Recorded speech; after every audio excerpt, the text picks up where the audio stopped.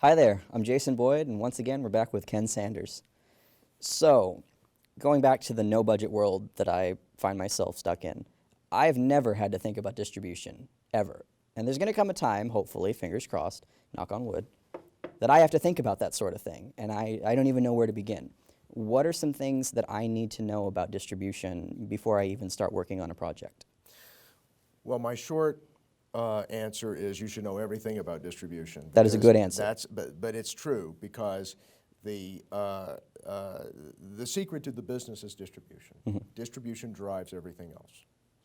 The end user is what drives everything else, and part of the whole concept, which other people have alluded to, and we've talked a little bit about in some of the other interviews, this idea of reverse engineering. You're reverse engineering out of what a distributor can sell to a product that you can make. So this is one of the things, by the way, that I had to learn as a young filmmaker.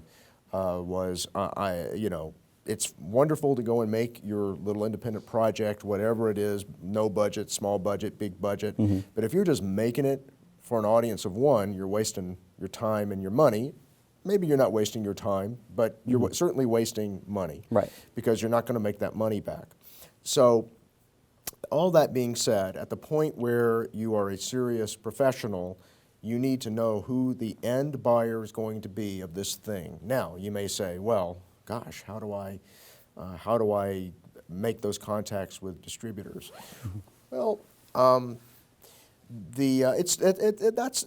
that's complicated because you've got to ultimately go and meet these people.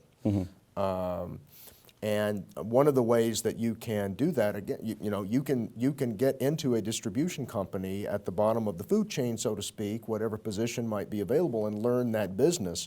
I mean, that's one way to tackle that problem. Another way is if you want to be a product supplier, you go and you meet with a distribution executive and you say, you find a company that's making something, that's distributing something similar to what you want to do.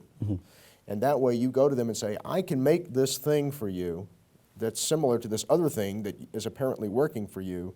How could I do this with you?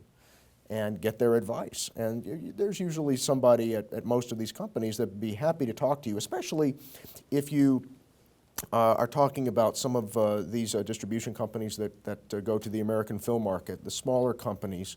American film market is held, I think it's every October in Santa Monica.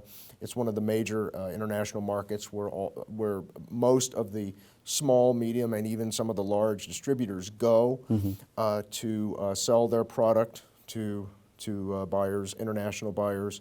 And it is also an opportunity for filmmakers to meet with those distributors and to have this very conversation. What's working for you? What's selling? How could I be in business with you? How could I make something that you could distribute? Could we make a deal? Is there, usually, when you're starting out, you still might have to finance it yourself. Right. But at a certain point, once you become a steady and reliable supplier within whatever distribution niche you're in, then that situation can start to change. And then a distributor at a certain point, every distributor needs steady product. They need product. If you show you can make a product and you can make a product they can sell and they can make money on, they may want to help you make that product. That makes sense. You It's see. like an investment. So, exactly. So that's kind of how you get started with that. A lot of it is research. A lot of it is just identifying what it is you want to do. What kind of a product, what kind of a film do you want to make? And then find out who's distributing films like that. And those are the people you should be meeting and and asking questions of, finding out everything you can about their needs and the needs of the marketplace. Okay. So at the end of the day, and this should come as no surprise to anybody who's been paying attention, it comes down to networking. Not exclusively networking, but that's a huge part of it. Okay. I feel like I should have known that. I'm silly. Well, it's not true. It's networking, but sometimes you have to go out of your network. I mean, sometimes you have to cold call, and it's good. It's at most companies there are executives, and there are the lower level executives are the ones who will meet with the new talent. And so if you can find out who that person is, that's the appropriate person to introduce yourself to, and that's who's probably going to spend the most time with you and be the most helpful to you. So don't discount the cold call. Don't discount the possibility of sending a letter of introduction. May I call you at a certain time to discuss blah, blah, blah. You know, people will respond to that. Okay. You know, I hate the whole cold call thing myself. I don't like it. It's hard for me to do. It's hard for a lot of people to do it. Makes me sweat just thinking about it. It totally does. But you know what? You know, sometimes that's a necessary evil in any business. You've got to just you know, suck it up, do it, and, you know, and at the end of the day, it's not such a bad thing. What's the worst they can say? No. You know, no, not Sorry. interested. Try Okay, again. fine. That's why, you know, it always helps to have a list of people to call. That way, you know, your chances of getting a yes out of Right. at least one person on that list is, and then you feel like, yes, I It's like sending 70 headshots. There you go. Okay, got it. There That's you- something I have a little bit of experience with. There you go.